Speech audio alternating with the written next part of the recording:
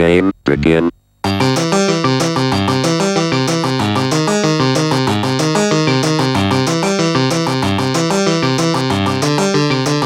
Hello and welcome to the Spike Colony podcast.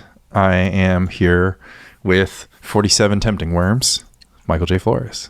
That is a listener. That is a loyal member of the Non-Idiots group.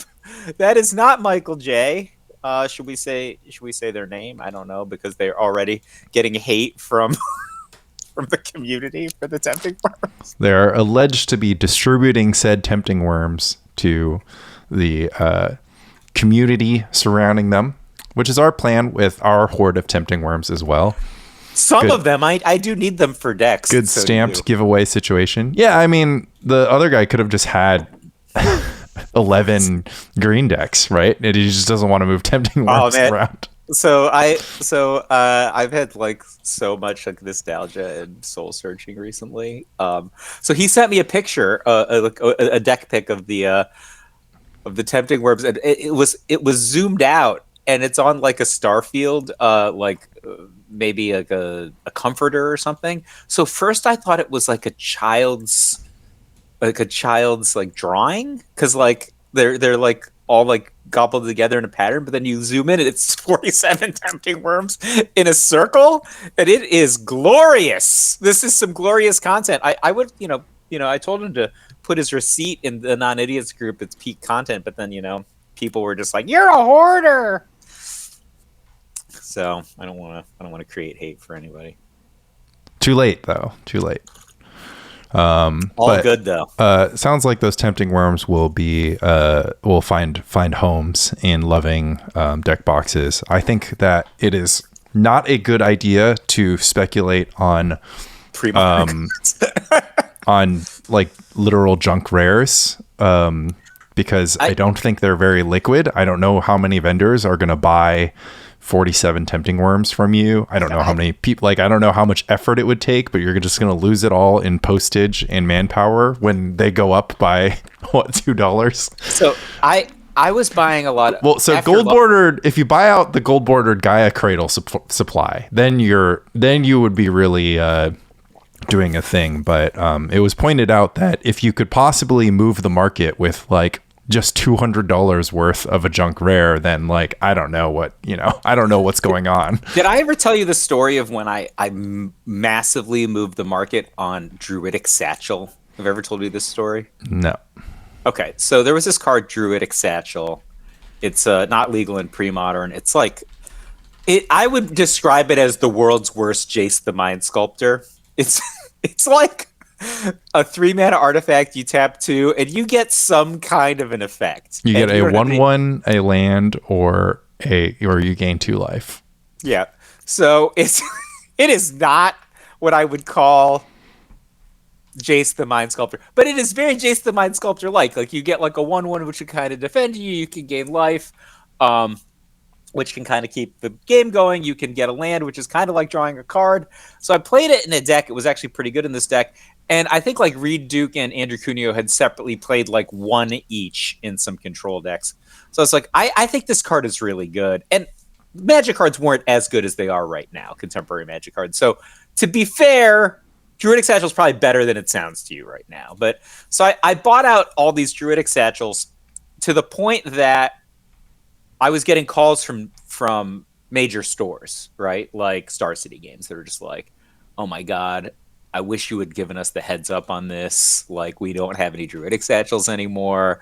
And so I had moved the market by like 100% or something. Like they went from like $2 to $4 or something. I still have a stack of Druidic Satchels because only then did I realize like, how much effort am I going to put into selling these Druidic Satchels now for exactly the reasons you said? Like I can move the market by a meaningful amount, and it's just not worth my time to post. Yeah. Well, I mean, if you start selling too, it's just like, the demand isn't there. Like if every pre-modern player needed like 4 Tempting Worms, there would still be enough Tempting Worms. It was reprinted in the list. Like, I think $4. Honestly, I think that this individual bought them at the highest that they will ever be. I mean, I'll eat my words if tempting worms go to $10 or something like Weren't chaotic they $10 like that. when I bought mine? Because like No, I don't. MTG Goldfish is just like I don't think their pricing thing makes any sense. Like because like I think that. Maybe they had a bunch of tempting worms. They decided to say that they were worth. Well, because so and idiots like me bought. We're gonna need a true like a true vendor representative, but basically like Goldfish has them at $11, and it's but the thing is there's no copies on Card Kingdom, and I bought ones on cool stuff, right? I don't know what Goldfish uses to like figure out the price, but the more accurate price is to just go to TCG Player, right? And then if you go to TCG Player, there's still $4. Like, just see what people are clearing it at. Man. Yeah, and they'll tell you how many TCG Player will tell you how much stock is moved. And yeah, again, they're from the list, so you can get them from the list. And sure, they've gone up. I mean, they were $1.83 in November, and now they're $3.44 in current February. I guess the biggest time was December, like New Year's. 11 tempting worms sold for between $2 and $4. It's just like this is like whatever. And yeah, I don't know. Market price $3.50. Most recent sale $12.60. That's probably for a foil though. 3 month snapshot. Low end $2. High end $8. Average daily sold 1 copy. Like this is just not this is not a thing. Like it's just they're just tempting worms. So, but hidden gibbons. I own 6, so 4 of them are in my beefcake sideboard. I found one in maybe I own 7. Okay, can you pick up 2 more for me then? And you got to get some replacement Nimble Mongoose because I'm never giving you those back. Just like I can't play the deck. You have my Nimble Mongoose. Yeah. So I was looking for Miri's Guile because I'd listened to your podcast with Sam, which was a fun podcast to listen to, and I don't know what to tell you, man. I own pages and pages of Gilded Drakes and Intuitions. I cannot find a single Miri's Guile. I'm looking in this old binder, right? So there's this so I cannot find any Miri's Guile in this old binder. Maybe they're just in my. You know what? They might be in my unsorted rares box. Right, yeah. It's possible. I just literally put them in. This is a garbage card. This should be a junk rare. There is no world in which, like, I don't understand, like the EDH players that are putting this in their deck or something. Like, I don't know. I didn't look there yet. But did I tell you when I couldn't get Twilight's Call for the Fluctuator deck? I literally had the Twilight's Calls in the junk rare. Yeah. But this is what I did find when I was looking for I found some hidden gibbons, which I wasn't looking for because I already have more than 4 in deck sleeves. But I found these. Ooh, some Antiquities Summer Factories. Exactly 2, because I had 2 sets of good factories. Two decks. For your copy of Dr. You know what deck needs 2? Yeah. 2 Mistress Factories. Because I didn't know what to do because I was just like, I'm out of Mistress Factories. I mean, and it's like lying. If I take like the Winter's Factory or something else out of the Tide Control deck and just put them to play in the Dr. Surf and Surf deck, everyone knows I'm lying. I don't have like multiple Winters, right? So I was like, oh, maybe I'll play all white bordered islands and white bordered Mistress Factories, and then like I'll make my mulligan decisions 0.01% easier if I do that. And it turns out your brain slows down, yeah. I don't have enough like random white bordered islands. Like I literally own more foreign black bordered island Mark Poo islands with the same art. I don't even own like 6. You don't have like 16 revised. Literally just don't own them, right? Like I mean, they're probably in my parents' house or something, right? So, but anyway, I found those. So I'm probably gonna play Dr. Surf and Surf at the meetup this week, which is crazy. $15 a pop. 30 spots have already been sold. I know because I bought the N-4 one 5 minutes ago, and Osip bought the N-3 one 3 minutes ago. That means there's only 2 spots left at $15 a pop on a Tuesday night. Yeah, I mean, that rules. Quick check on Miri's Guile. It is actually at a all-time low for the past 365 days. And cool stuff at $32. Yeah, so you can get some It looks like you can get some LP copies for between 20 and 25, it looks like. Yeah, so I'm gonna look in the junk rares box because I didn't think about that. Well, you need Probably 8 because there. I need 4 too. So if you don't have 8 in the junk rare box, then Still got to go to the well. yeah, it's still got a cool stuffing promo code Flores. You know what I don't own? I bought 2 Innocent Bloods, which is all they had on. Oh, I'll pay you back in Innocent Blood. I have 1,000. Yeah, it's a fair trade. I have 4 of your intuitions. You have 3 of my. I don't know how many of my intuitions you have. The funniest thing was when you're just like, let me just buy these and switch this off you. I'm like, no, just borrow them. And Lan laughed at me. And he's just like, you just gave him those intuitions. Like, I don't know how many you have. And like, you just have to tell me how many you have. I've got 4. I have a playset. It was for my replenish, and I was just like, I'll buy every card and replenish except for intuition. Like, you can't spend $120 on this. And I was like, I'll give you 400, but I don't want to like buy them for 120. And so actually Lan misinterpreted. He thought that I was going to hold on to them until I bought my own playset and then I'd return them. And I was like, no, the 2 options facing Michael J are I borrow them indefinitely or I buy these them. Are just yours now. There's no third option. I mean, if Mike wants them back, I am obliged to return them. But yeah, but I have like 10 more. Yeah, so. But like I'm taking advantage of the situation. Like I just know that that's the deal. So I'm just like, well, like I can. Yeah, but I also secretly know that's the deal, right? Like who cares? It's true. Anyway, it's true. I'm not gonna like move to South America with your intuition. I'm not gonna Finkel you and have your Japanese Rishton ports for eternity, which you actually need. It's not like Nimble Mongoose that I literally don't own another set. Yeah, you don't have enough Nimble Mongoose. I can't fucking play Nimble Mongoose. So which is actually one of my favorite cards of all time.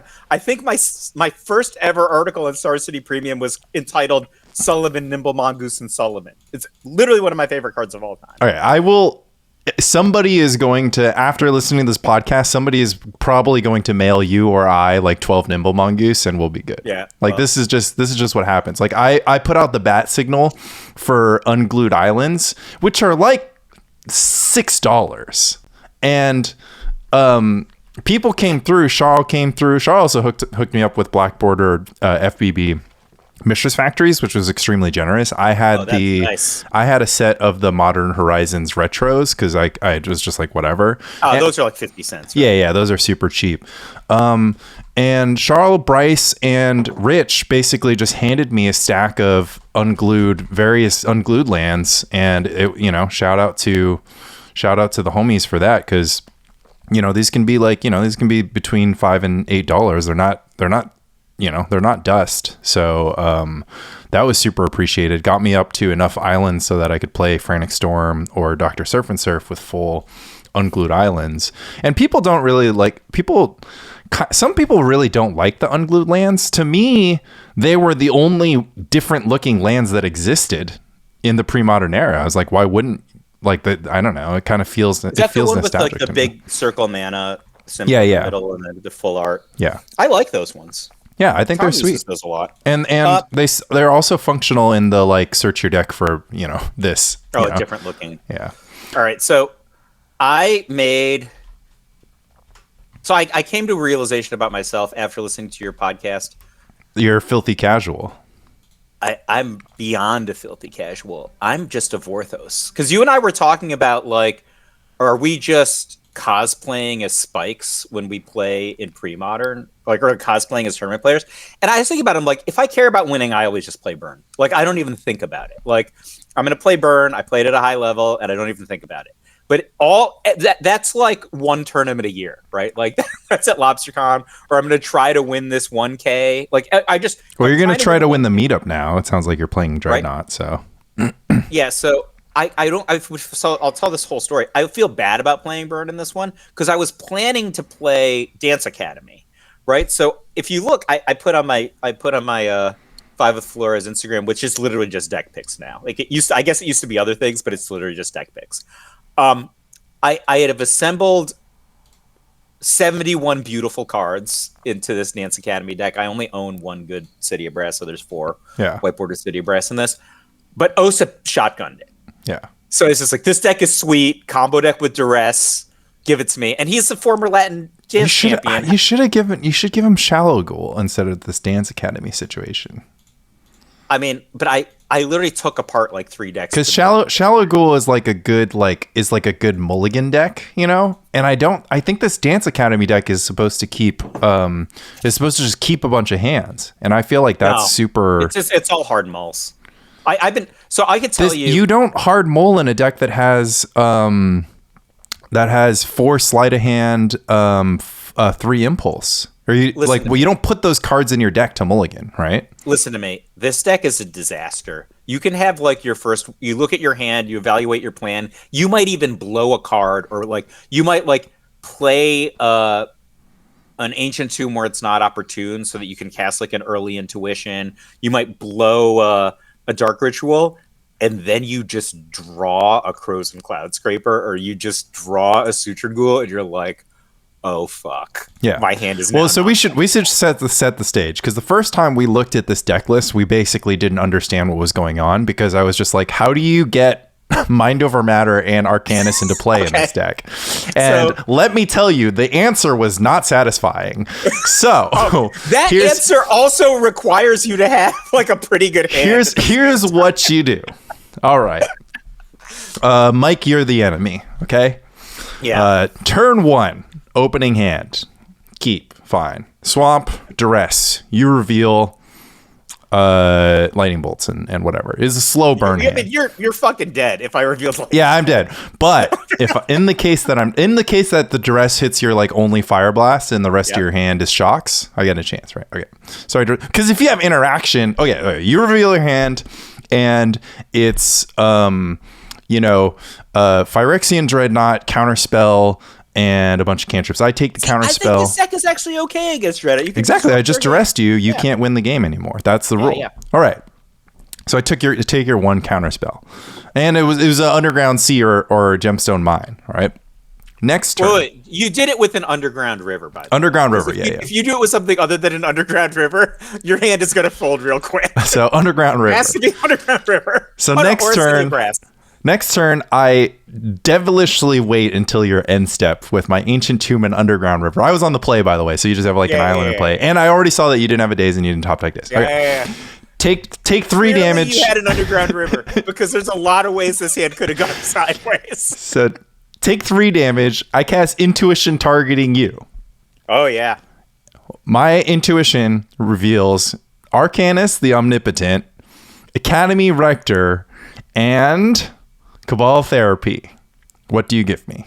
Well, I'm not going to give you Cabal Therapy because, you've seen my hand, right? Yeah. So I don't want to give you that. Of course not. I'm not going to give you Rector because even though you've played 1, 2... I have 3 mana in play. I could just cast the Rector. 4 damage to yourself. You could probably have like a Gemstone Mine or City of Breaths. You might cast it. I can't give you that. Yeah. I'll give you Arcanus the Omnipotent. All right. Because clearly you can't cast All right. So you fell right into my trap. You're a moron. Yeah, here's your 6 drop. You fell right into my trap. I untap. Talking about? I gave you an uncastable. I untap and listen to this. I have an Underground River and a Ancient Tomb. I do not even need to hit my land drop. Do you know why? Because I'm going to tap my Underground River. I'm going to cast Dark Ritual. I have BBB. I'm going to tap Ancient Tomb. By the way, I've taken 7 damage from land so far. So I'm at 13. This is not a deck for So I hope you haven't I hope you don't have plans to lightning bolt fire blast me. But it's turn 3, okay? So nothing's happened and I was on the play and you got duress. I'm going to cast Corpse Dance with Buyback. And the top card of my graveyard is conveniently Academy Rector. I'm going to flashback Cabal Therapy targeting you. It's too late for it to do anything because if you had Counterspell, you would have just countered Corpse Dance and then I would have lost the game. So I'm just going to Cabal. I'm going to Therapy. Oh, sorry. I have to Therapy myself. My bad. I got this one thing. Oh, no, you don't because I'm going to get mine. Oh, yeah. So I'm going to Cabal Therapy you. I'm going to name Swords to Plowshares is the only card that Swords to Plowshares doesn't even do it. Well, no, because if you had swords, you just respond. No, because the therapy puts it in the graveyard. So yeah, but you can plow my Arcanist. Clusters doesn't break up. Oh, right, because the Arcanist I'll just untap it again. Okay, you got me. Okay, so there's nothing I can. No. If I'm in this spot, you're just dead. So I Cabal Therapy, you naming, Witness the End, which isn't a pre-modern legal card, so I'm disqualified. But Therapy, you naming Witness the End. I see your hand again. It's all blanks. You're playing a horrible deck. Using the Academy Erector trigger, I will put the card Mind Over Matter into play, which allows me to discard cards to untap permanents. So then I will discard Lanny. So then I will discard Arcanist the Omnipotent, which you so deviously had plans to put in my hand. I put it right into my graveyard where it belongs. I untap my Ancient Tomb. I discard another card that I had in my hand. I'm surprised I even have cards left in my hand because I cast Dark Ritual and Duress this game, but I have another card. And I'm going to untap my Underground River. I'm going to take 3 more damage down to 10. And I'm going to cast Corpse Dance, reviving my Arcanist the Omnipotent, and drawing my entire deck. So drawing 3, discarding 1 each time. Arcanist has haste because Corpse Dance and Shallow Grave, which is the other card that's a 4. Right. But I needed Corpse Dance because I needed to buy it back. If I had Shallow Grave, then I would just need a second Shallow Grave. Yeah, Shallow. Or depending on your mana situation, you could have had Corpse Dance and Shallow Grave, right? You made 5. Right, exactly. Right.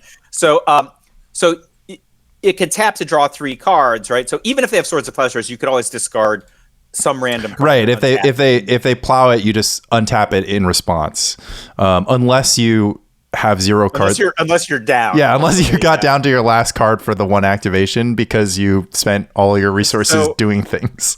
So as someone who's not obsessed with endpoints, I won't tell you how much mana you can generate. Right, so I won't do that.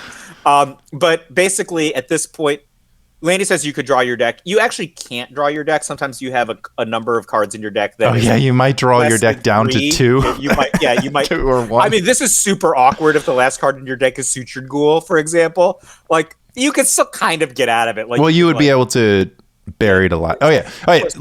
Let's complete the loop. So you draw up to your deck. X times 3 up to your deck, and you'll be fine because at this point you can untap your lands at any point. You still only have 10 life to work with, so you can't really twiddle this Ancient Tomb all day, but you can play a land that doesn't deal damage to you because you still have your land drop this turn. And there aren't a lot of those. Like if you have Gemstone Mine, then you can only tap it 3 times. That's true.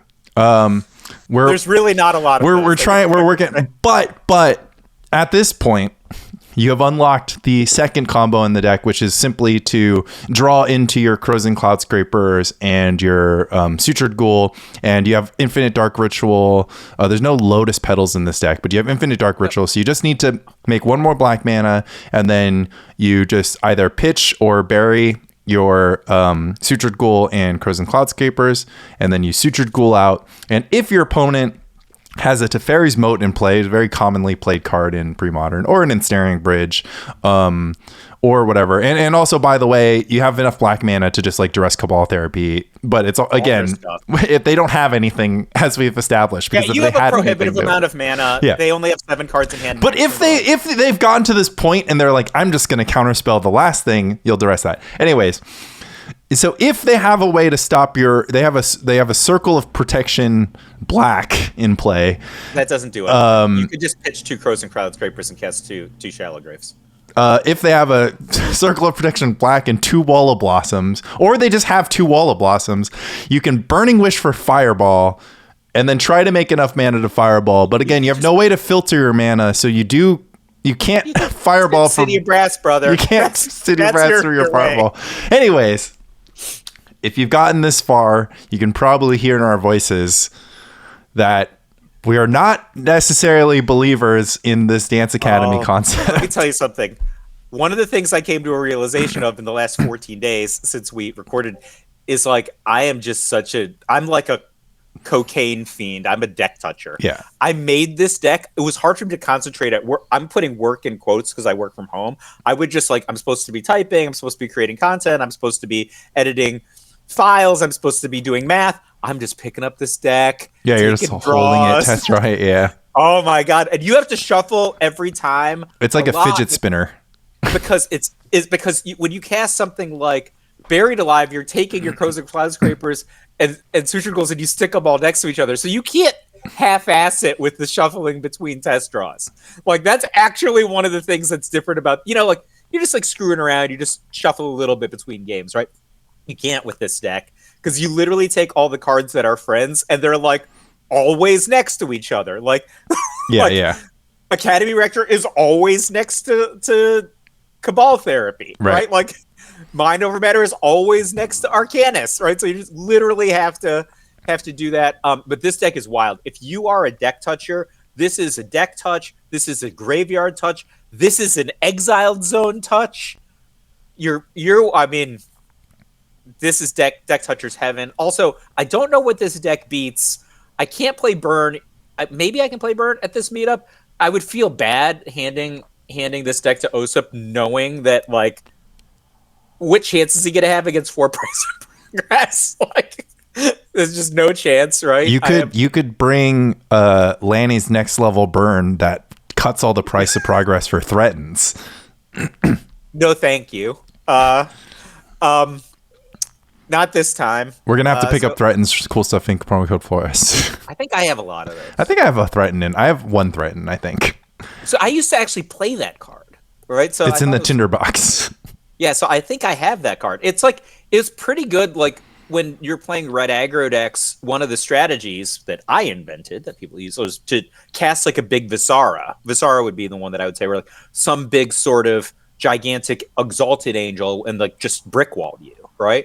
You just threaten them and kill them that turn. And that was because like I made this back and forth where I was like a black control player and the big card people were playing against black was Compost, right? So I made a strategy that always beat them even in my regional support that year, I did the tally of how many times my opponents cast Compost and how many games they won, and they never won a game, right? Even though they had Compost in play. So then Antonino DeRosa, actually, U.S. national champion Antonino DeRosa, came up with the counter strategies. Like, all right, if we're red-green and we're playing against Mike's black strategy, Compost actually doesn't do anything, right? Like, we draw all the cards in the world, just beats us with what I cited for Laquatus's champion was my strategy. Like, they can't kill it. It's too huge, has regenerating, drains them for 6, and I'm just going to attack them twice, right? Like, yeah, I could easily just smother their blockers and kill them. He's like, but what if we threatened the Laquatus? Yeah, let's go. I was just like, oh no!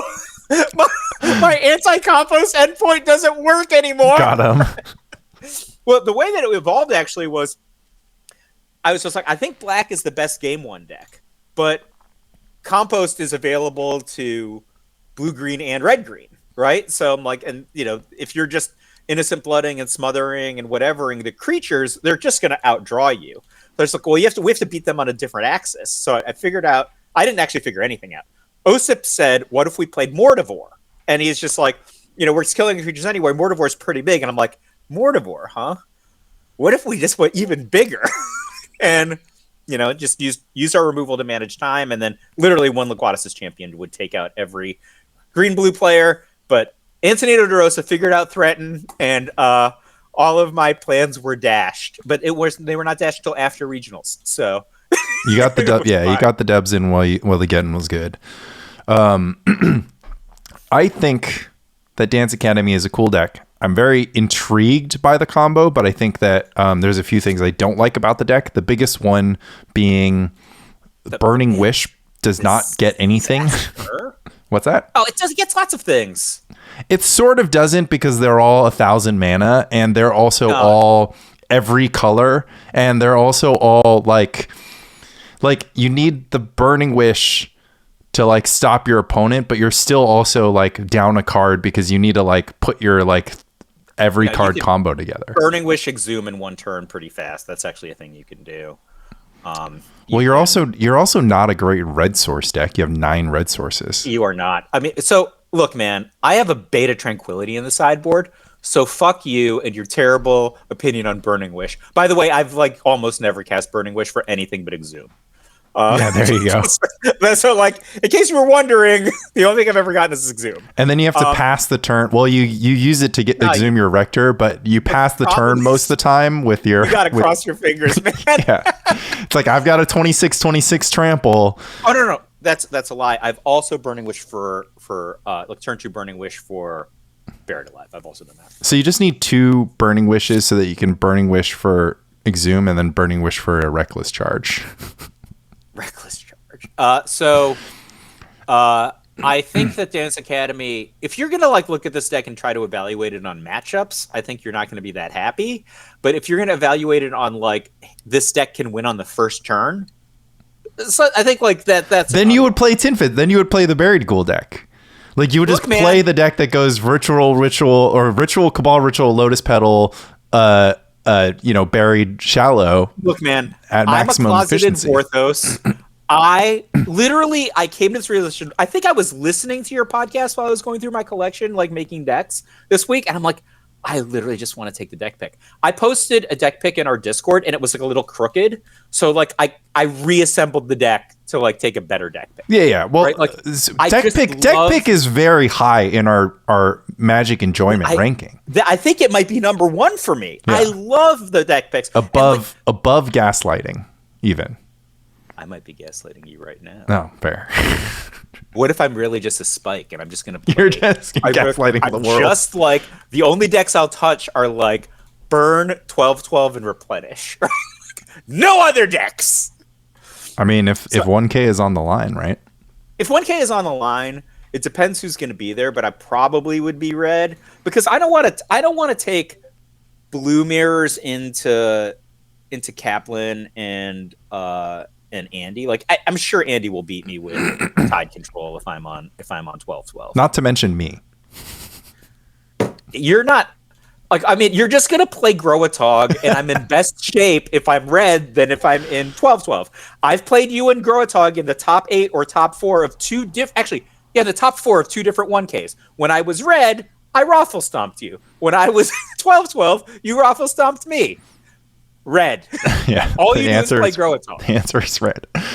I'm mulliganing to chill, but this time you're going to bring 7 blast. Well, I mean, I had 6 blasts in that one. I went back and looked. I still had room for a curse scroll on my sideboard back then. Oh, sweet summer child. How naive I was. How did I have room for cards like Curse Scroll? Or Lava Dart, for that matter. You know what it was? You didn't have mana control in your Growatog deck back then. So Curse Scroll is actually one of the best cards against you. That's actually why I had it. And I defeated you with it. Yeah. Simple as that. But then you brought in mana control, and that card sucks. Yeah, getting secretly being the thing against Burn. So I did play Burn with my 15-card anti-Dreadnought sideboard. I lost to Grotog when they Enlightened Tutored for Worship, which was not expected. You got what you deserved. Did they have my Nimble Mongoose in their deck? No. They had Nimble Mongoose Pixels in their deck, but they had yours in Spirit. And I literally get what you deserve. I'm literally sideboarding and I'm taking Earthquakes out of my deck because I'm just the first thing I was thinking. I was like, oh, Lord Earthquake, where are you? Yeah, I'm like, they don't have worship, it's fine. And then they just like Enlightened Tutor.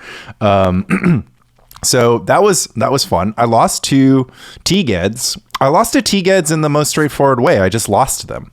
Like that. I just lost. I just got Armageddon, or I just got ported off of 3 mana. I realized that my burn deck, and not that much more than any given burn deck, but like my burn deck with a lot more sorcery speed, high mana investment stuff is much worse against Rishton Port than say one that's comprised entirely of Mopey you instants. Literally have the card Mishra's Factory. But I also cut Price of Progress from my sideboard, so I'm not sure I'm not sure I missed it in the matchup against the all non-basic land deck, but it is plausible that it had an influence on the outcome of the matchup. I know jury's out. Jury's still out. I would trade my T-Geds matchup for my Dreadnought matchup in a heartbeat. I don't know anybody on this planet who wouldn't, right? Like if you could be a deck that beats Boston. What's that? What if you lived in Boston and all the best players just play T-Geds? Yeah, or elves. They're only on T-Geds. I And your Lanny Bird, no lava darts, no price of progress. I promise you. I promise you my deck containing 3 main deck Earthquake will defeat elves. Take out elves. I think that I got elves on under control. Ball Lightning is a great card against elves though too. So it is unfortunate to like trim on those.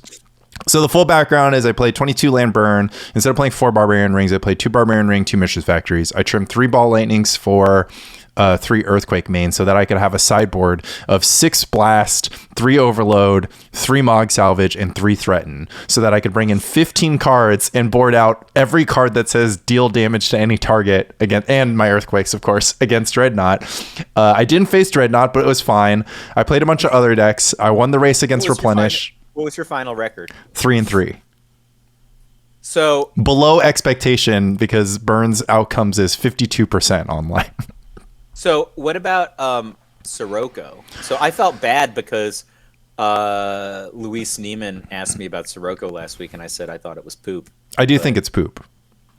Because they'll just, like, one, it's plausible that they don't have a lot of instants in their hands. If they do have a lot of instants in their hand, then one of them is going to be the blue elemental blast they will use to contain your Sirocco.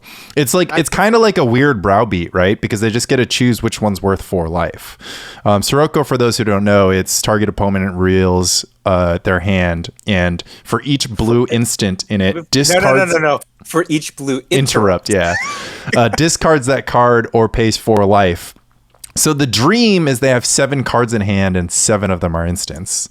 The reality is, if they have any instants in their hand and they don't want to discard them, they can simply discard 1 by casting it to counter your Sirocco. So maybe it's their draw step, or maybe they just cast Gush at a weird time. And so like they go Dreadnought, and then you go in response Sirocco you.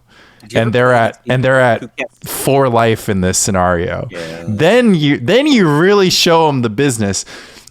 Any other time, I'm not sure that it is better than honestly just a creature. Like if like everyone's just like should we have more Goblin Patrol and Goblin Cadet? And my answer to that is maybe. I currently do think that Burn is no longer a combo deck, is no longer a Gear 1 deck. I think Burn almost was never a Gear 1 deck simply because Gear 1 only happens for pre-modern Burn if Jackal-Pup gets in twice. And if Jackal-Pup gets in twice, then that just means your opponent is doing nothing. And while that was the case in pre-modern for up until 2023, maybe pre-2024, but actually up until 2023, right? Now, it's just like, this is like the Goblin Lackey Dreadnought format. Of course, somebody's going to do something about your Jackal-Pup, especially when their range is expanded to like they can have a Sylvan Safekeeper in play. Actually, that's probably not good enough, but whatever. A Nimble Mongoose, right?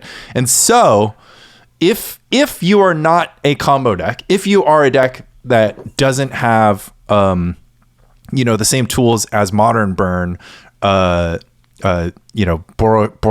Charm, Lava Spike, white sideboard density cards type stuff, then you're a creature beatdown deck. And even the modern Burn deck was a creature beatdown deck, but the creatures were amazing. Like Eidolon of the Great Revel is just like, okay, like that's unfair.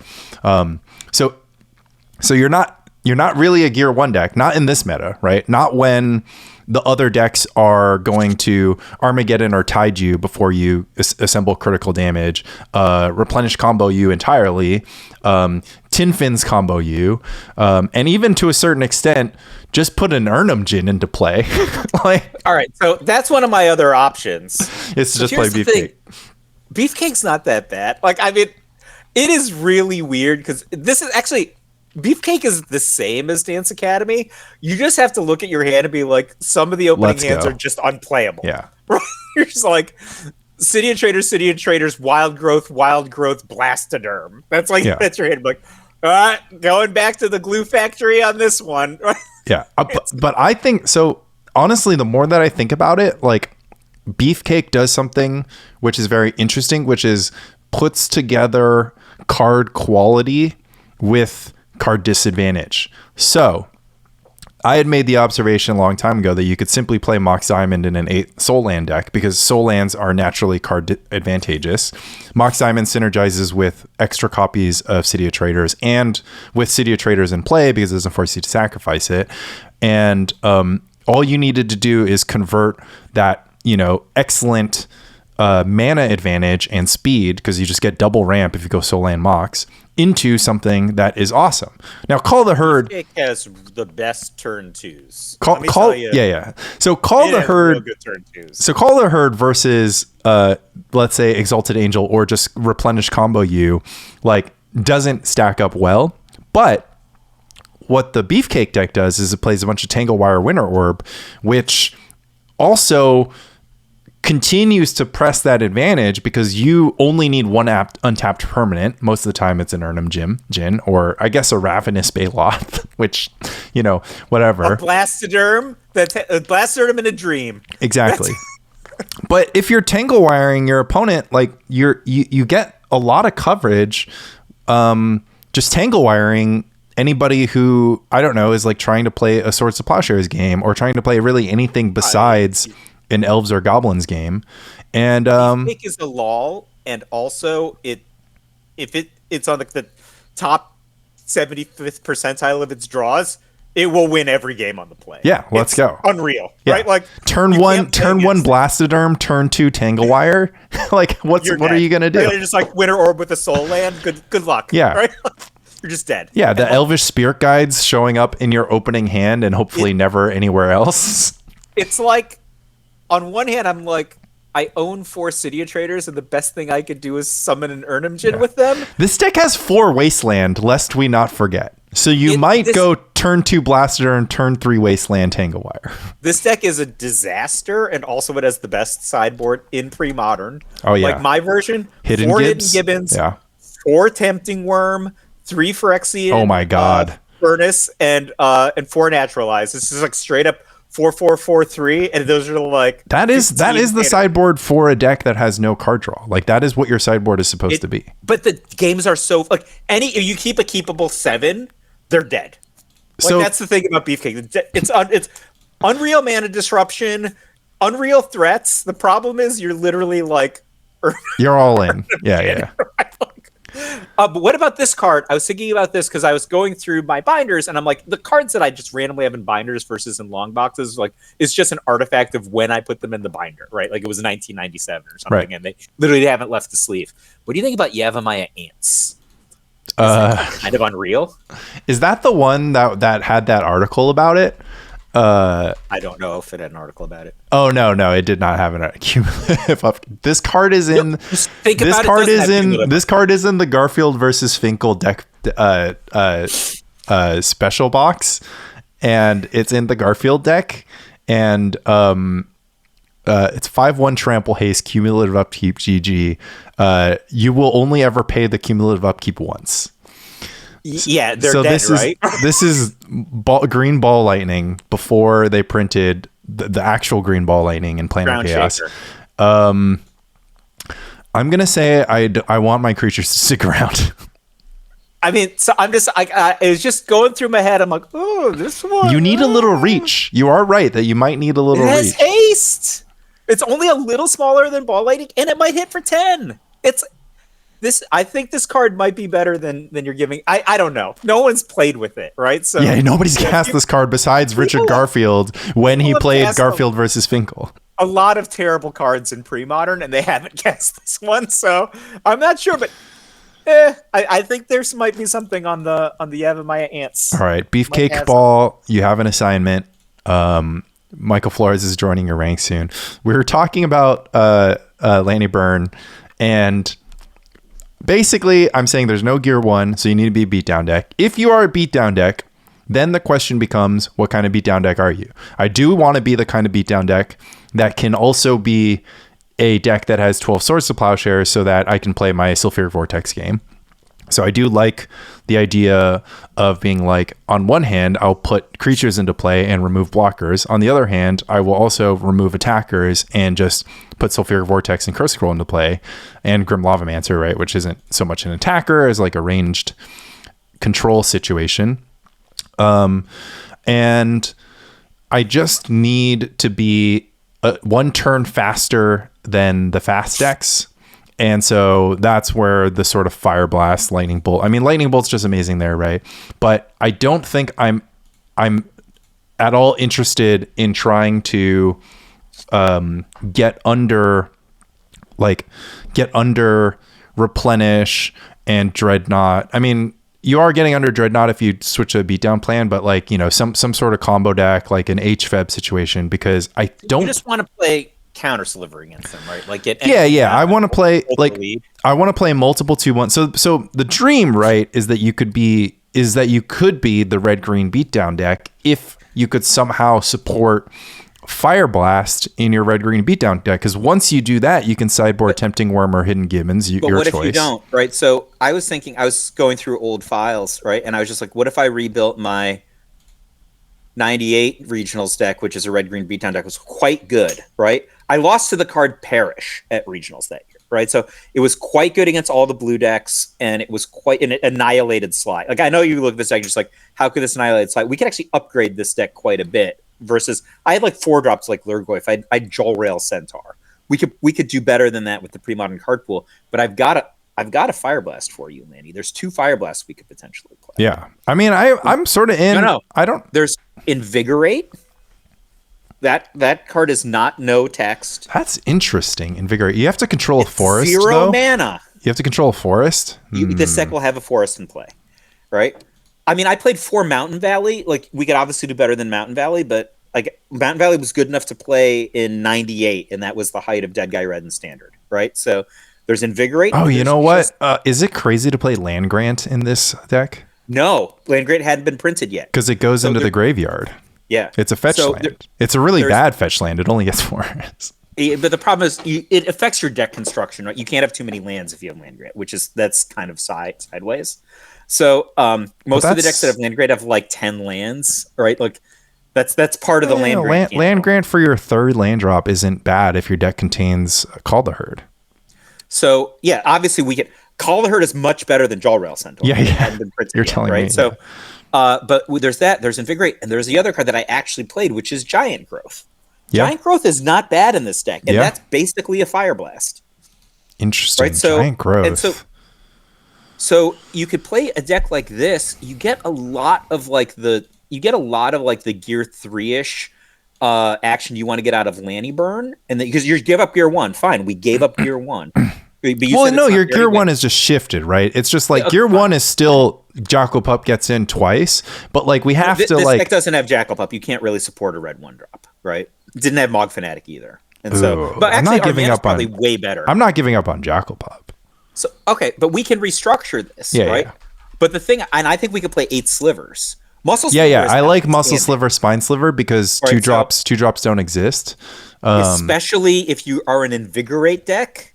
How insane is that? You're an Invigorate deck with 8 slivers. Interesting. Right? So there's that, and our sideboard gets insane, right? Instead of like you're playing a lot of inflexible sideboard cards to beat up on blue, we could play other sideboard cards. Yeah, this deck plays 3 Pyrokinesis. I'm talking about the Italian red-green zoo deck. It plays 3 Pyrokinesis in the sideboard, which of course we can't play Earthquake anymore, but Pyrokinesis becomes a lot better if you have 20 creatures instead of Pyrokinesis is a tough 12. cast in a primary green deck. That's the well, I don't think it has to be primary green. I think it can just be it can just be green-red. Spine Sliver pitches to Pyrokinesis. And then I guess you don't really want to pitch Bolt to Pyrokinesis because then you could just have 2 bolts if you wanted to. It's right sometimes. It is right sometimes, yeah. You get 1.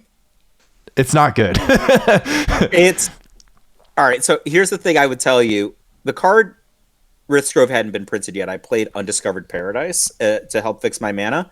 Sneaky Granger Guildmage was unreal for me. Interesting. So I don't know if you think Granger Guildmage is good enough to play in pre-modern or not, but Sneaky Granger Guildmage, awesome. Like you're swinging in and your opponent's like multi-blocking. You're like first strike. And they're like, oh wow. It might not be good enough for pre-modern, but that card was a multi-format all-star at one point. I think the pre-modern card pool. So what we don't like about the zoo deck, we don't like that it is Sylvan Library main. No, that's terrible. You need cards that deal damage.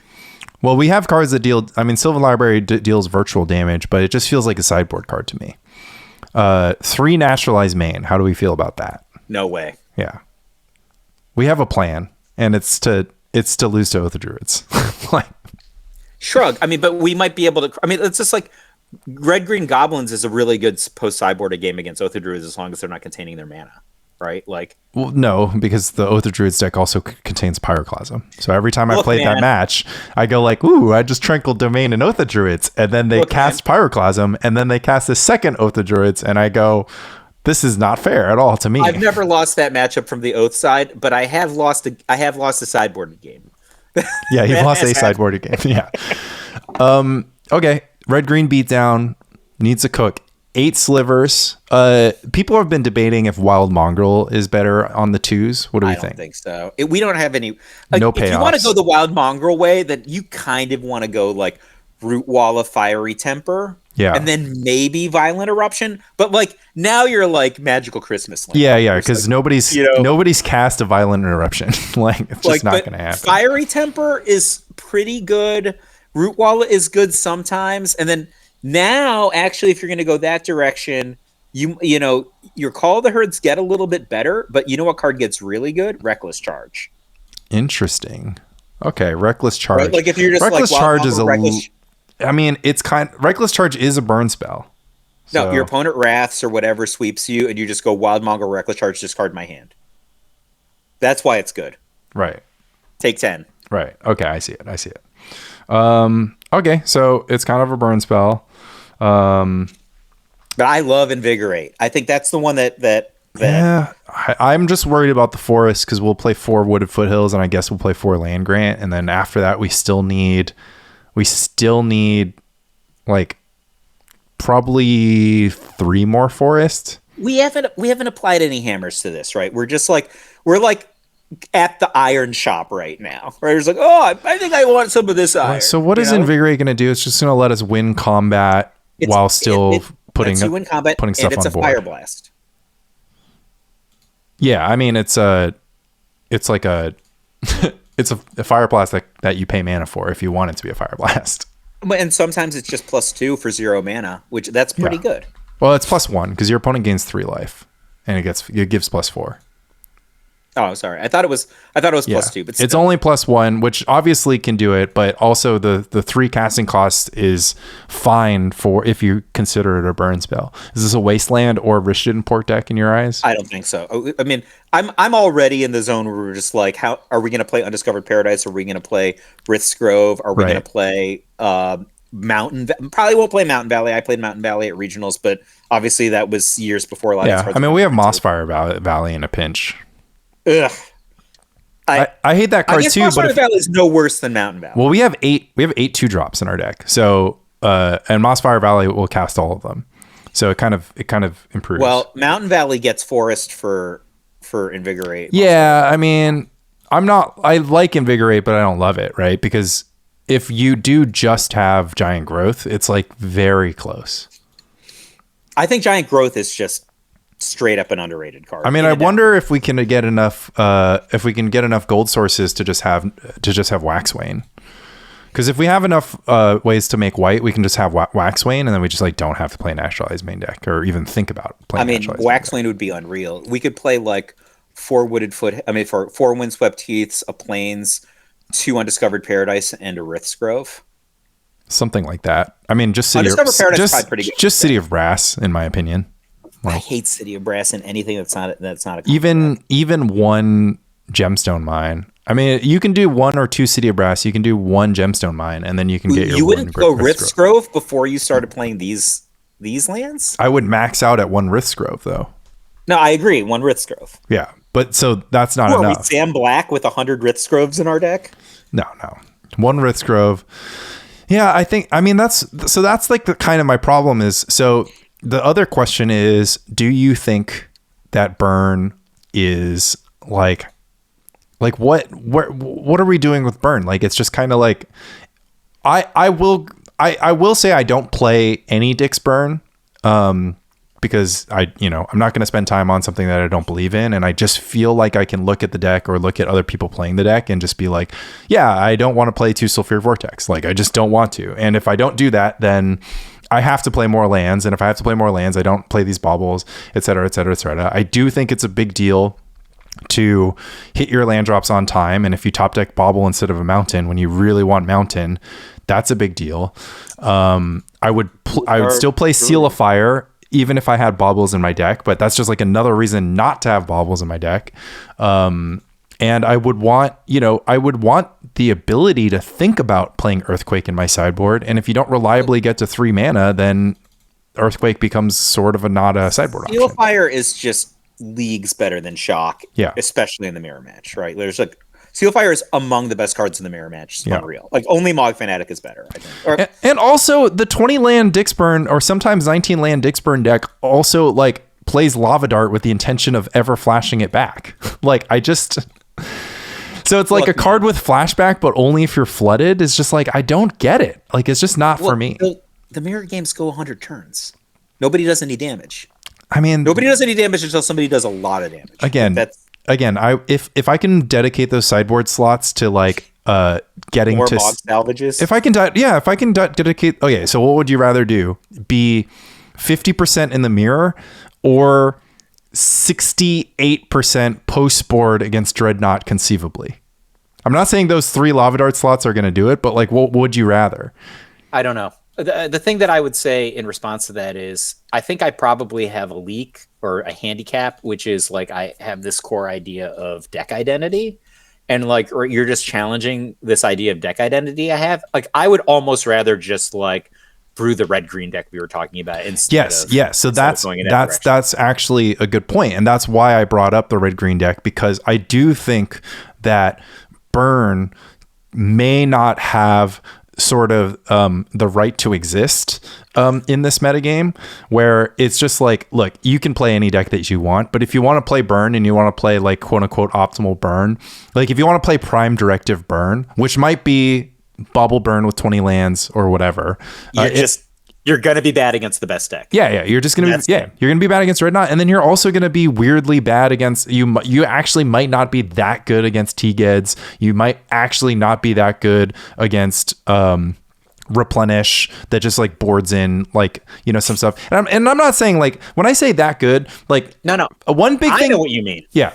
I need to clarify. Anybody who wants to beat you can beat you. Right. I don't let me improve that. Right.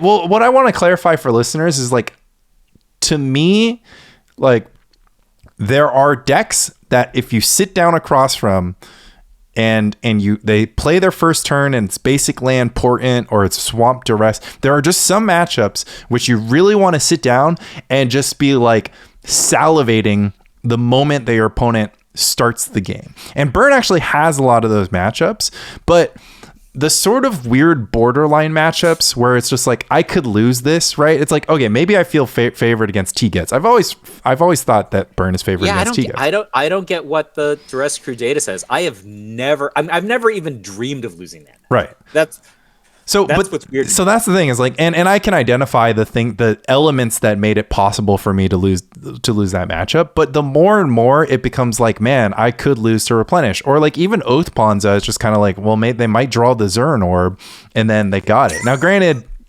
I think if you told me when you become the Mog Salvage deck, the Zern Orb becomes dangerous. So the if you told me that I got to play Burn, maybe that retained the Price of Progress. But I could probably do it without price. But if you told me that I could be Burn against Red Green Oath for like an entire tournament, I'd be down. If you told me I could be Burn against T-Geds for an entire tournament, I think I would probably be like not bullish on top 8ing that tournament. Would you rather be Dreadnought against all T-Geds the whole day? Because I'd rather be Burn. Yes, actually. Yeah. Really? Yeah, I think I would, just because I could just be whatever Raska does. Like, but the thing is, they've got a plan, they've got a hope, they've got a dream. It just sounds like you cast accumulated knowledge for 3 and they lose. Like, I just love the like. I just love that David is so good at being a moving target. He's so good at making his deck Look what I have. You only need one of these. I only need one. Well, I need more for this is the one for me. The Oath of Lieges deck needs a lot, so. This one's, but look, see, it's Japanese, I think. Yeah. And I bought a bunch of these because I didn't know how many I It's owned. the one, Thwart is the one card that David wants to cut. Like he prefers the days. But anyway. You only need 2 of these, right? Because that's how many I own. I need a lot. I actually only need 1 because Andy set me up with my second copy. That's Flash of Insight, by the way.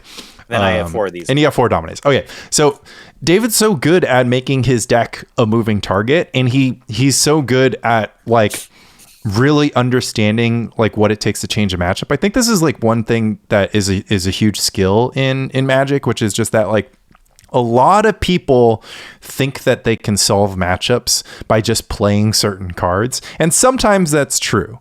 But most of the time you end up in a situation where you like be like, oh, thank God I have this Circle of Protection red against burn. I'm totally going to be able to like win now that I have it.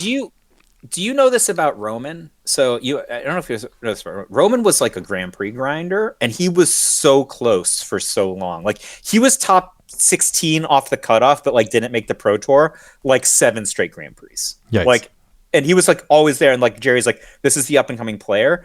And so he only ever played 1 deck in all those Grand Prix. Any guess what it was? Was it burn? It was Modern Burn. So we iterated every single time because I was just like, and he would do stuff like lose to Matt Nass in the last round playing Crackland Ironworks. That happened twice. Right. And I'm like, Ironworks is a good matchup. I figured it out. But like that was just, it's like a 70-30 matchup. It's Matt Nass too. And that's when you hit the 30, right? Yeah. And like, you can't be like top 32, top 16 on the cutoff like this many Grand Prix in a row and not know what's going on, right?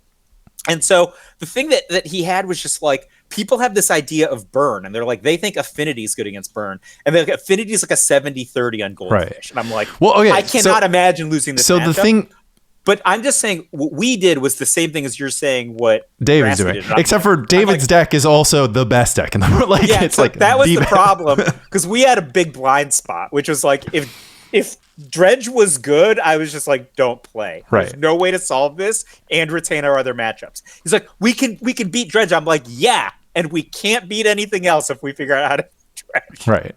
So in this analogy, Burn is pre-modern Burn and Dredge is Dreadnought, and also there's no Pit Rack. Like, Dreadnought's supposed to lose to Pit Rack, and it's just like, okay, well, a lot of people have to play that deck for it to matter, because I can take 1 loss to Pit Rack and not worry about that guy making top 8 because he'll lose to Burn. Like, this is like, check out my latest video in which I had some tough matchups. I played against Tide. I got blasted 6 times in 1 game.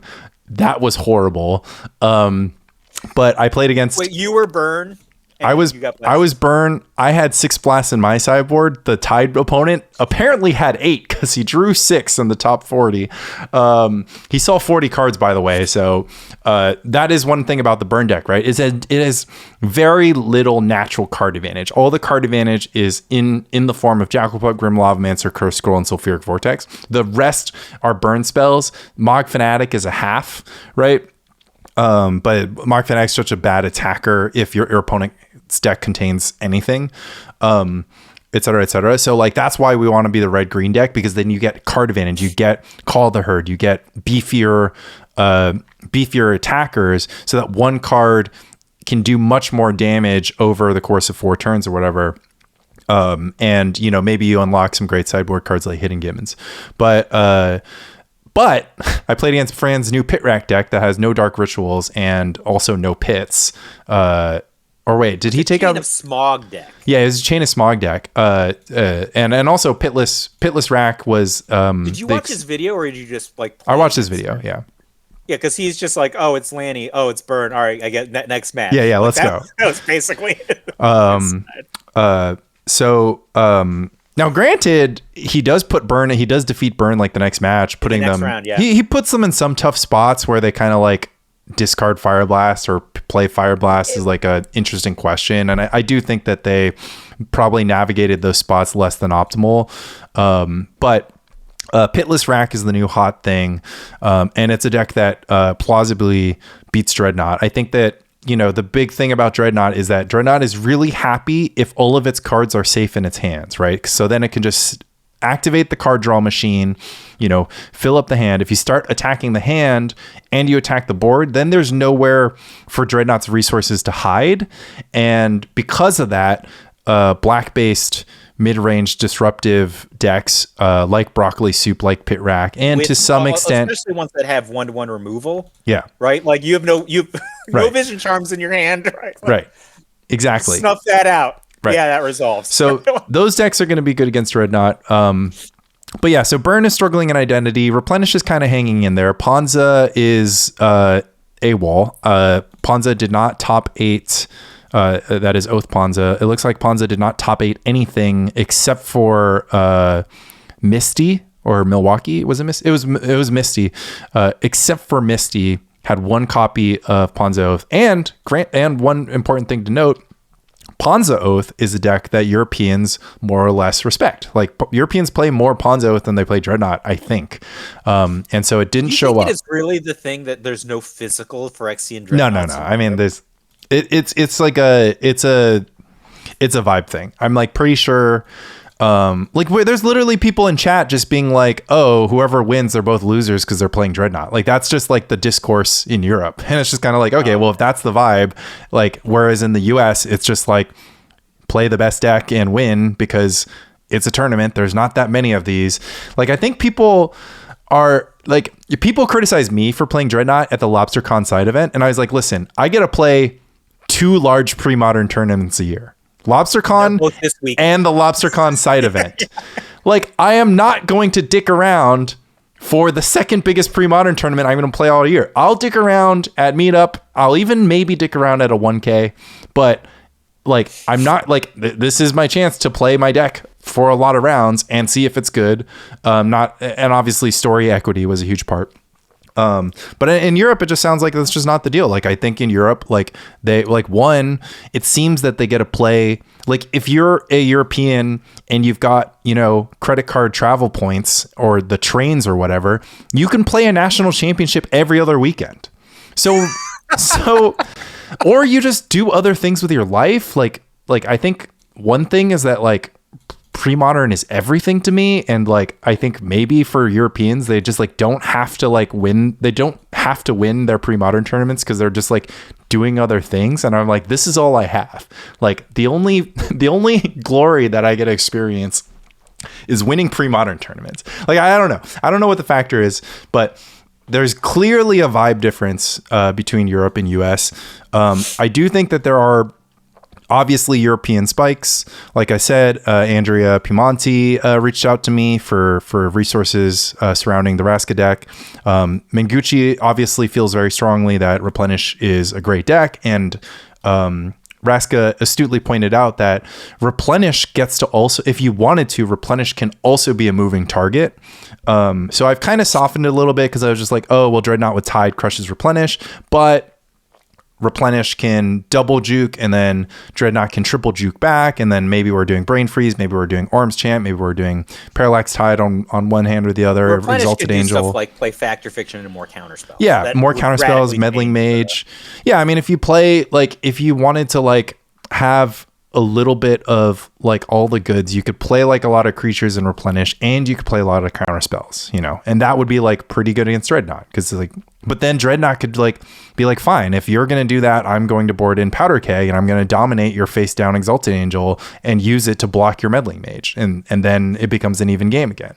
So, well, I think the bigger danger for Dreadnought is if Replenish goes the route of just playing a lot of Factor Fictions, right? Because then they actually have a ability to outlast the Gushes in Dreadnought, and also they have so many must counter spells, right? Like, right. That's a bad combo for Dreadnought. Like Dreadnought's it forces Dreadnought to be the first to act, where Dreadnought's advantage in the matchup was that if they are first to act, the thing they're acting with is Parallax Tide, and Replenish is not going to like that.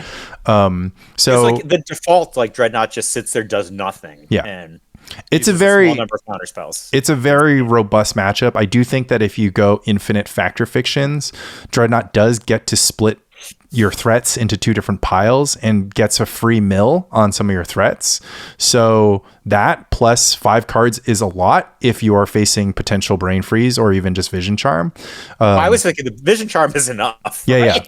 If you're gonna cast 3 factor fictions, then vision charms will do it, right? But the problem is if it's soul lands and factor fiction and counter spells, yeah.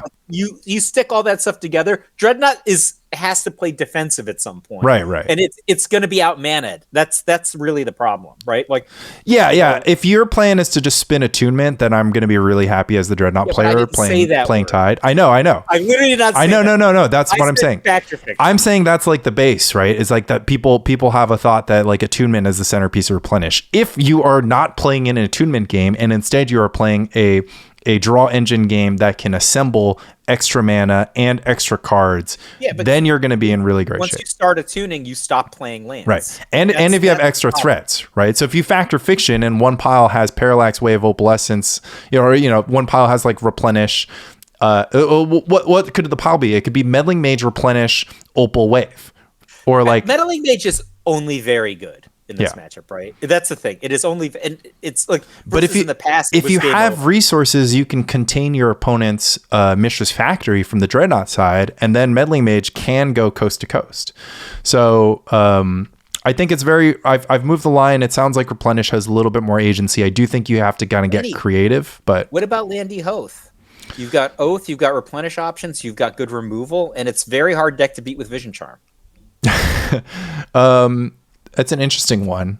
You can beat it with Vision Charm by countering the Crows and Reclamation. Yeah, I mean, kind of, right? Like, they have a lot of stuff going on before you get to the point that they're actually dead. I think Landy Hoth would be an excellent choice for Meetup on Tuesday, if you wanted to do it.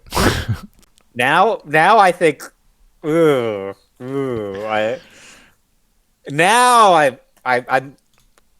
liking this one. You're feeling it. Landy Hoth, of course, an attunement deck. We should just it's got 2 attunements. It's because Lan is all about mulch attunement. And I'm just kind of like, why don't you just cast intuition? But that's just me. What if we added intuition Flash of Insight to Landy Hoth? I mean, you could be an intuition. Like, okay, so I did want to cut the mulches for accumulated knowledge, but mulch really, I mean, like mulch wasteland is unreal in this deck. Yeah, but it only plays 3 wastelands main. It plays 1 in the sideboard. But like it's trying to mulch into wasteland so that if you draw one of your 2 Terravores, you can cast it. So, and mulch is like fixing because you need UUWWGG in this deck, and it's just like not easy to do that. Ooh, I could cheat. You know how I could cheat? I could literally just like borrow Land's physical copy of Landy Hoth. Then I don't even have to make it. Yeah. I'm sure he has it together. Yeah, of course he has it together. Multiple people have it together. Even because 3 people played it at LobsterCon, Cam, Lan, and BK. So you can borrow it from Cam. Like I obviously own it, but I'm gonna have to take apart like 3 decks. Like a lot that's of the stuff. problem. Yeah. So like that's a lot of decks to take apart, right? In order to make the deck, because it has crossover with. Actually, I don't have a Replenish deck built right. But I'd have to take apart my Oath Peluche deck. Fair. Which is no great. That's no great. Yeah. So yeah, no great loss. And then quick Polish Pre-Modern Naturals, won by Tide Control, second place Black Green Pitless Rack. Check out that deck has been. Wait, is that also Pitless? That's the Rotting Giant deck, right? Yeah, it's a Rotting Giant deck. That's the Rotting Giant deck, not to be confused with the other Black Green Disruption Beatdown deck, Broccoli Soup, which does not contain Rotting Giant and 4 main deck Tempting Worm. Okay. Here's my thought on this one. We could do better than Rotting Giant. That deck literally plays Windswept Heath in order to enable Rotting Giant. Like, there's got to be a better card than Rotting Giant. Bloodstained Mire, that is. There's 2 Rotting Giants. This particular individual on Monster of the Week said that Rotting Giant is sort of a holdover from when this deck contained Bottomless Pit. So if you had Bottomless Pit and Rotting Giant, you were in great shape to feed the Rotting Giant. And then of course these Wall of Blossoms really should be Ravenous Rats. How many Tempting Worms are in this? 4 main deck. Yeah, so Tempting Worm, Stupor, bottomless pit, whatever, is a great combo. Right. Well, the problem that he moved away from pit, I think it's correct to move away from pit. If your plan is to have naturalize in your hand, then you can't play pit, right? If your plan is to hold back some form of removal, like, because the thing is, pit forces both players into this game, and just too many decks can get out of the pit, and like you put yourself in the pit, so you can't ever plan on any game plans that involve you having cards in hand. And if you do that, then you're just kind of like a very weak prison deck, because like if your opponent gets out of the pit, you're still in it. And it has 4 of the rack though, right? Yeah. But that's like the thing is, like, it just added more beatdown with creatures. And then it was just like, well, I don't really need control. Like, Stupor pays you off a lot quicker than Bottomless Pit does, and it carries none of the risk. I'm down for this, right? Yeah. You could actually sideboard Bottomless Pit if you wanted. There's probably decks where it's great. Yeah. So shout out to Jirituma. Hear all about it on Monster of the Week. Broccoli Soup also making a appearance in this Polish top 8 at 3rd place. First and 4th place were Tide Control. And then Siphonaut, Landstill, Goblins, and a very, very innovative Pattern of Rebirth Survival of the Fittest combo deck, which basically says if you have Altar of Dementia and a creature, Altar of Dementia, a creature, and Pattern of Rebirth, you just get a Phyrexian Devourer and you win. And is this similar to Land's deck from Spice? No, not at all, because it doesn't have Iridescent Drake like looping patterns. All it does is it just uses Pattern to put Phyrexian Devourer into play, and has 4 Altar of Dementia, and then you cook. If you want, you can just put a Chroma into play. If you want, you can just Rector for Form of the Dragon. And it's got I should have bought a second Form of the Dragon. Yeah, so that you can build this. You can use your extra Survival of the Fittest here. I don't know if I own 4 Altar of Dementia. So huge shout out to Marcin Kowalski. I think that's a name the pre-modern community would have heard. I think he's in the trenches, kind of, getting cooks done. So huge shout out to him. Notably, the Tide Control deck contained 3 Standstill instead of the Accumulated Knowledge engine, which, look, if nobody's going to play Oathponza, then Standstill is back on the menu, honestly. Like, it's Standstill is a lot better than Accumulated Knowledge against the Dreadnought deck.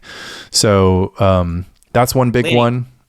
What if I go -2 Rotting Giant, -2 Wall of Blossoms, +4 Ravenous Rats, keep a Wall of Blossoms, and then I sideboard Wall of Blossoms against Burn? Your deck just beats Burn. You have 4 Tempting Worms. Oh, okay, fair.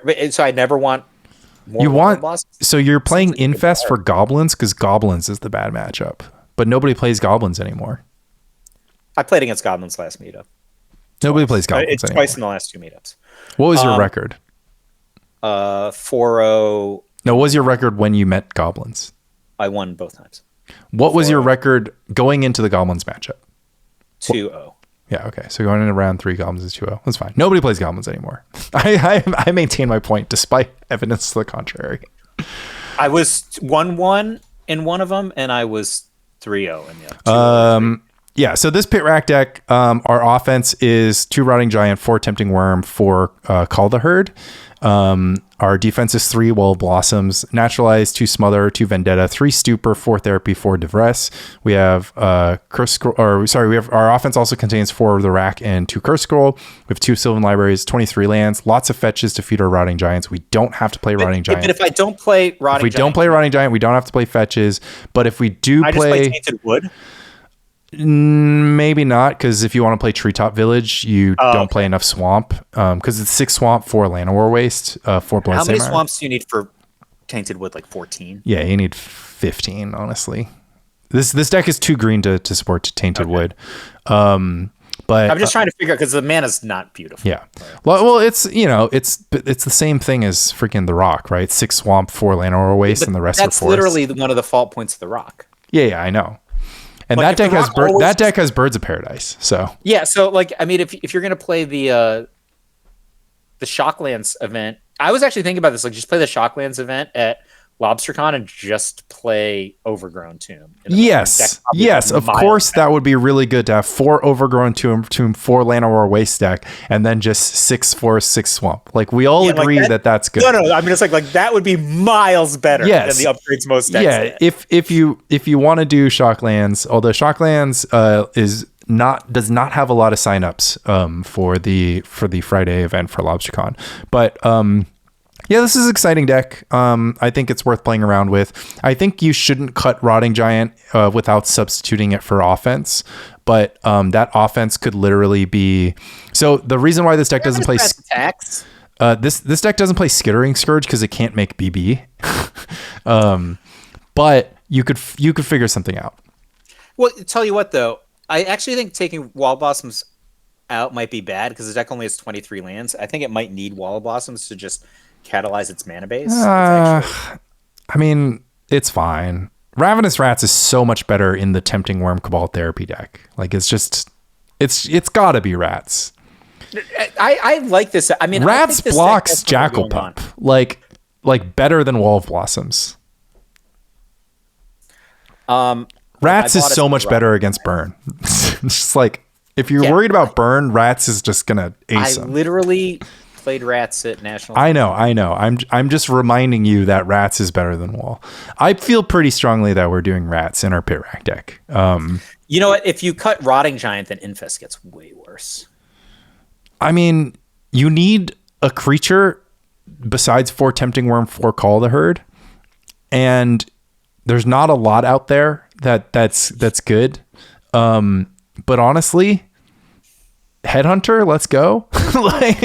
If you're the rack straight deck. Up own 2 Infests. That's one of my problems in life, right? Like I didn't think that I needed Infest. I mean, you can just do the Engineered Plague thing, and you'll sort of be as good. I mean, this deck is hating on creatures like crazy though. 3 Curse Totem, 4 Infest, and then in case your opponent has Survival of the Fittest, you have 3 Phyrexian Furnace. I mean, after sideboard, you're like 4 Naturalize, 4 Vendetta, 2 Smother, with like a massive amount of hand disruption. This deck's got a murder Dreadnought. That's the idea. Murder. That's the idea. Yeah. Let's do it. Pitless rack, black green, some tweaks. Maybe just keep the Rotting Giant, honestly. You don't have any. You don't own any. Is that look on your face? I ordered a set. I ordered like 11 Old Border Naturalize. I finally got. I literally have like shitty Naturalize in decks that have like $2,000 mana bases because I just don't. I own like 6 Naturalizes of the proper border. So I bought those. I bought like more. I didn't know how many accumulated knowledges I owned over the initial 4. So I just bought all the ones that I had because I'm sure they're going to find out. You need enough copies for all my decks too. So it's important. Look, I'm all this entire podcast. The only thing I've been thinking about is going into that unsorted rares box and looking for Miri's Guile. Because if there's Miri's Guiles in there, I'm gonna play Sam's deck. I've already decided. You're gonna play Sam's Domain deck? No. You're gonna play Sam's Enchantress deck. Oh yeah, yeah, that deck rules. We're excited about that deck. So I don't own any Miri's Guile. So the update for that deck is Karmic Justice to the sideboard. Trim the just cut the Words of War, 2 Gibbons in the main, and then open up the sideboard to have 1 more Firestorm and 1 more Red Blast, and you're good. So I'm I wonder if he updated his Moxfield. That's just a deck you can play cold. Like you don't need a lot of. It is weird. So yes, in the pantheon of Sam Black decks, this one is more easy to play. The only weird thing is you're gonna have all your stuff set up. You're gonna have 10 cards in hand. You're gonna have like 4 cards. You just need to make sure you don't accidentally have 4 cards in library and 5 enchantresses in play. Wait, hold on a second. If I have Words of War, there's no Words of War at all anymore. You just replenish Seal of Fires. Or you Gaia's Blessing. The primary source of victory previously was Words of War. It was the primary source of forcing your opponent to concede. But most places where you had Words of War on the battlefield, you also just win by replenishing Seal of Fire. Or Gaia's Blessing. I mean, I'm super down. The gentleman's win con is 3 Gaia's Blessings. Yeah. I can't. Like Moxfield is so weird sometimes. Did Sam block me on Moxfield? I can't load his Moxfield. Anyways, Didn't you have to go 35 minutes ago? yeah, I got some errands to run, so we can cap this one off. But yeah, I just wanted to want to talk about. We kind of talked about Burn. Burn feels, honestly, prematurely announcing this. I can't just play like meetup and then 6 matches, but like it's like a vibe thing of just kind of like, okay, Burn feels like it is not the best creatures in Burn spells deck to be playing. And I think if LobsterCon were tomorrow, I would literally just you would just, but that's just because you like don't spend like, you've realized that you're not a spike, and that you're actually just playing what you like to play and are comfortable with, and you're not like Raska in the lab like booting up Cockatrice playing Dreadnought Mirrors until you figure it out. I felt like the old me when I was talking about Invigorate and Muscle Sliver. Let's do it. Do that then. Bring that to meetup. Put it together before meetup. Because I was thinking, like, when I first started playing Pre-Modern, I was so into innovating decks. Yeah.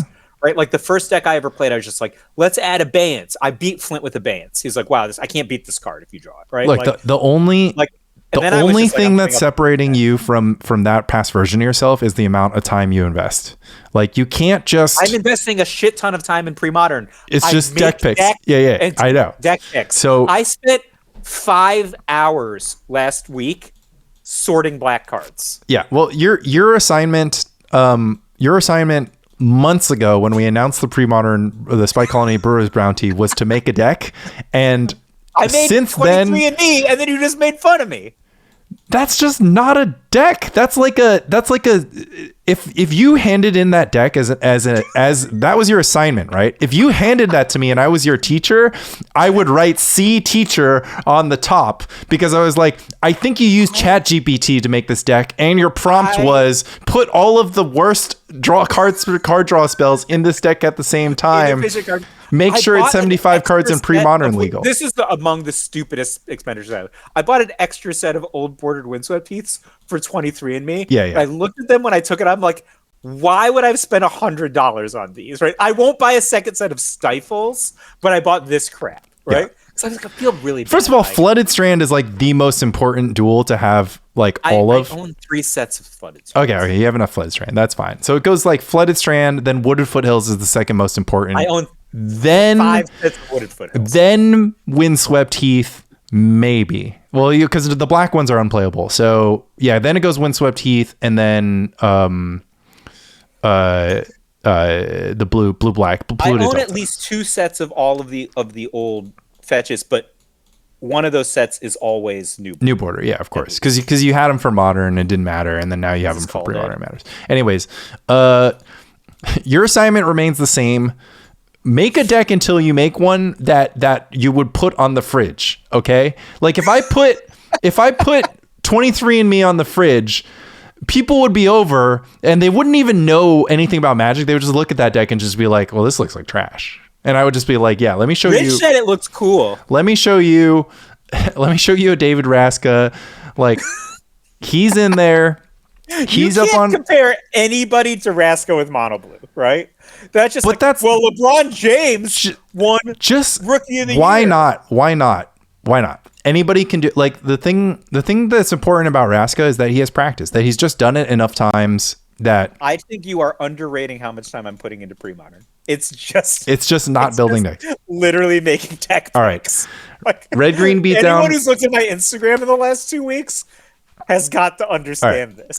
5 with Flores on Instagram. Red Green Beatdown on Tuesday. Sam Black Enchantress on Tuesday, or Pitless Rack with updates.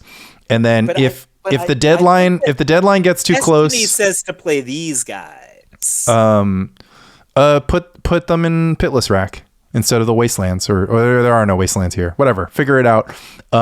He was holding Ambitious Factories. I mean, you could play Pitless Rack. You could play Fran's deck. You can play Pitless Chain of Smog, and that has Mishra's Factory. I think I like Pitless Rack. It's going to be annoying. I have to move around Land of War Wastes, but. Oh shit! I only own 7 Cabal Therapies, and 4 of them are in Osip's deck. I could just borrow a Cabal Therapy. Yeah, actually, you can I'll just find a ask Cabal somebody to bring a Cabal Therapy, and I will buy it from them. Yeah. I also have, and I think I have an abundance of Cabal Therapy, so I'll get you Cabal Therapies and Instant Bloods next time I see you. But until then, love Spy Colony. Bye. All right, have fun with your...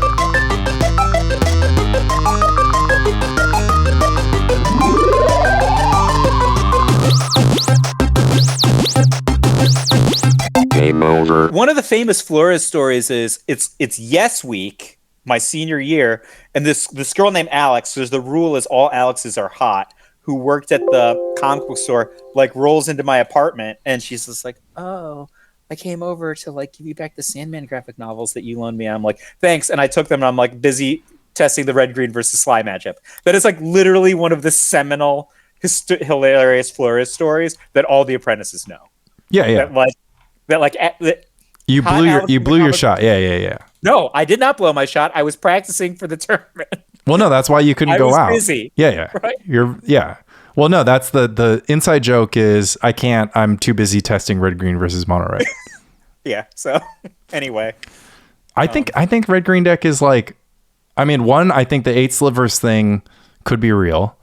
I'm not sure about. I think that Sylvan Library could be in a deck with burn spells. I think it makes a lot of sense to play Sylvan Library in a deck with burn spells. Not good game one.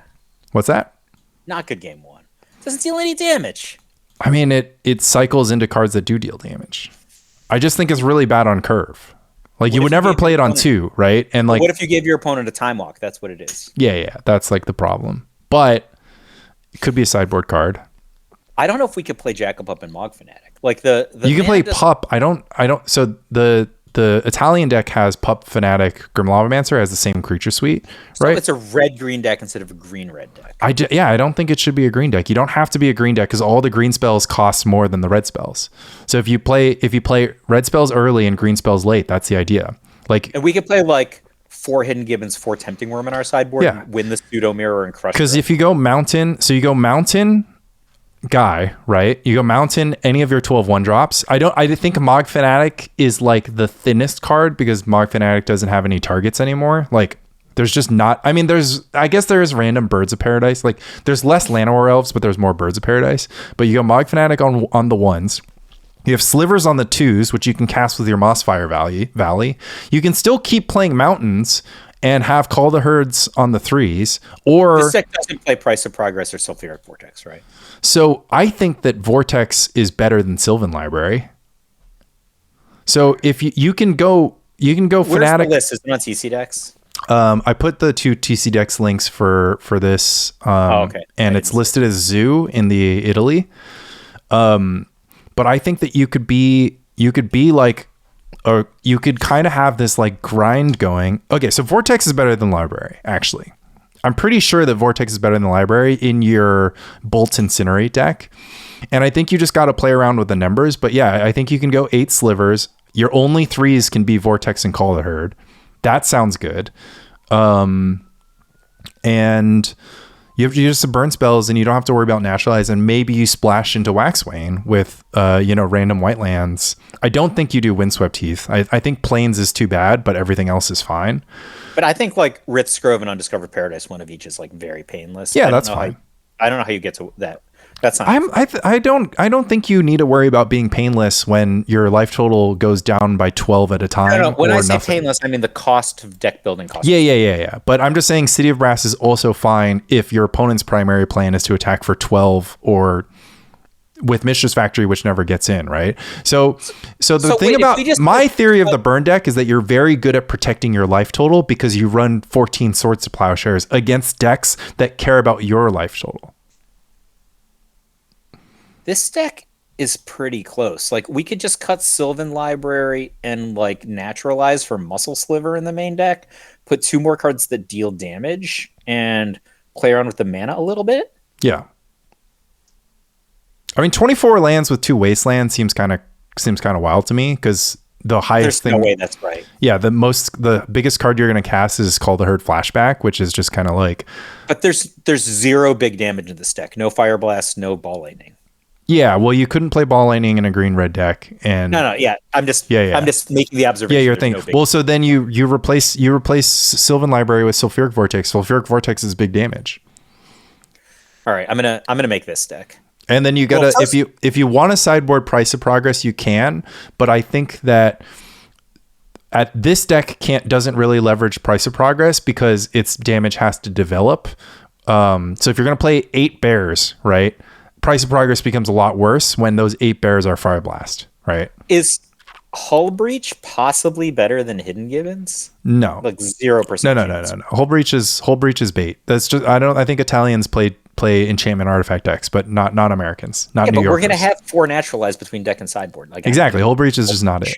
And also you have Pyroblast, which is also naturalized for Mind Over Matter, or You just don't need beatdown decks don't need anything besides an answer to Oathor Druids and like maybe Ensnaring Gridge and Phyrexian Dreadnought and Humility. That's like the only targets.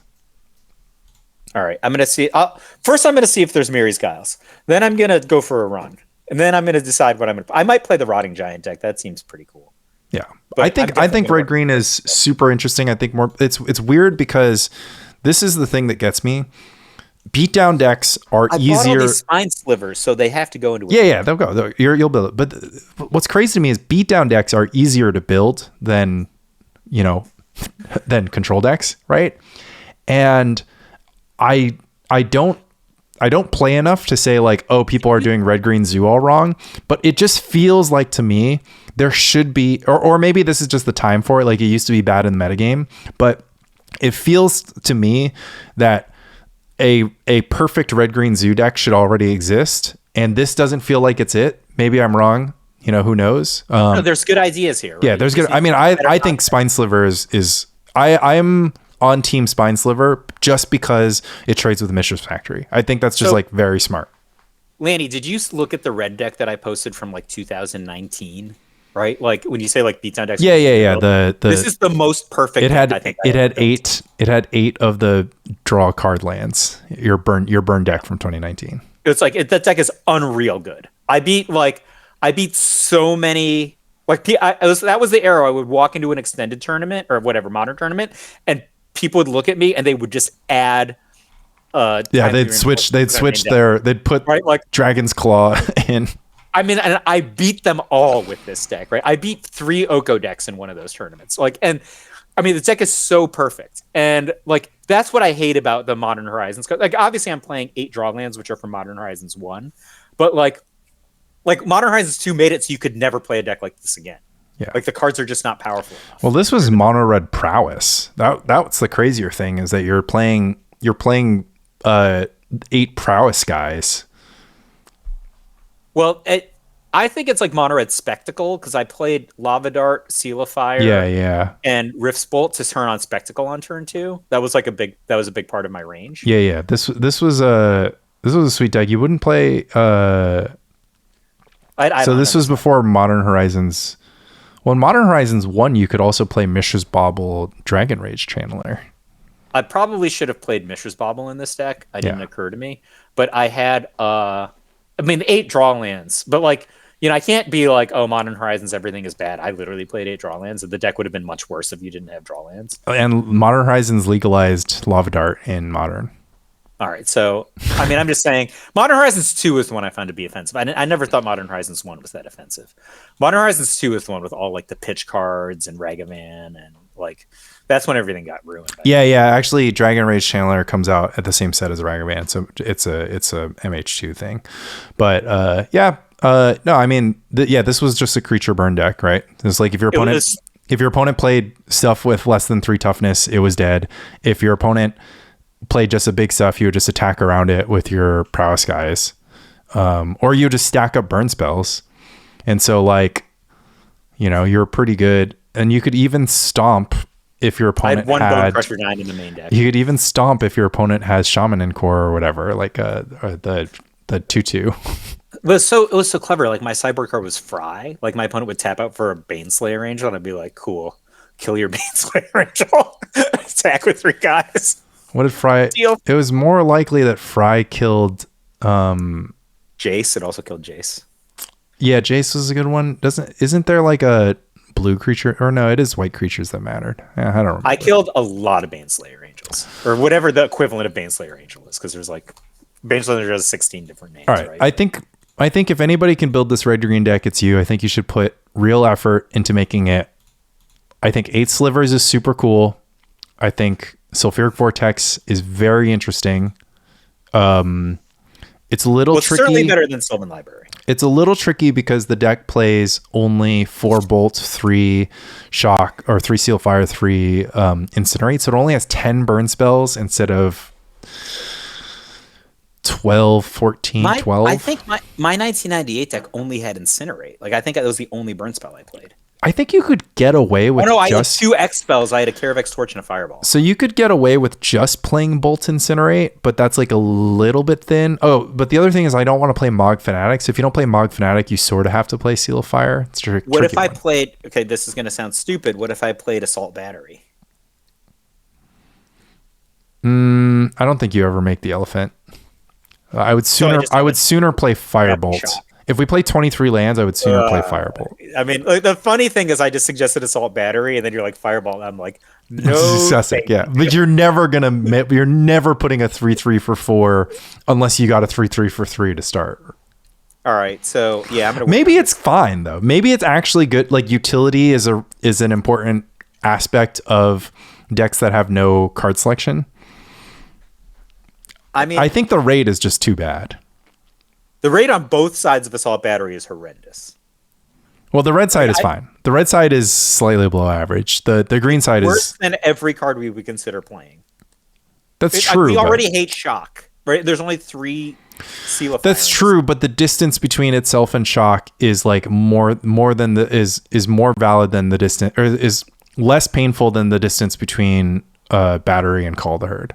Like it totally is Shock like 75% of the time, and that's good. I am so down to take apart my red-green Dixburn deck because I still have my meme deck 100% put together. Yeah. Non-issue. Put the FBB lightning bolts in this, and this deck is going to look good in Old Border because it's got Spine Sliver. That's just like a beautiful card. So we're definitely putting in Muscle Sliver over something. Sylvan Library. Something. Yeah. No, Figure it out. That's your job. I think this has too many lands. I think we'll just play 22 lands. 22 lands in our Call to Her deck? No Wasteland? 21 lands. Yeah, 22 lands. 22 lands, Call the Herd. You play so many 2s, though. Okay, you can't play 8 2s and 22 lands because you want to get to turn 4 and go double 2-drop. Okay, maybe you're right. Because you'll go, you're going to go 1, 2, 3, then you're going to go 2 plus Incinerate or 2 plus 2. Muscle Sliver is Naturalize in the first Sylvan Library. And we'll go. All right, you figure this out on your own. I have errands. All right, bye. Later.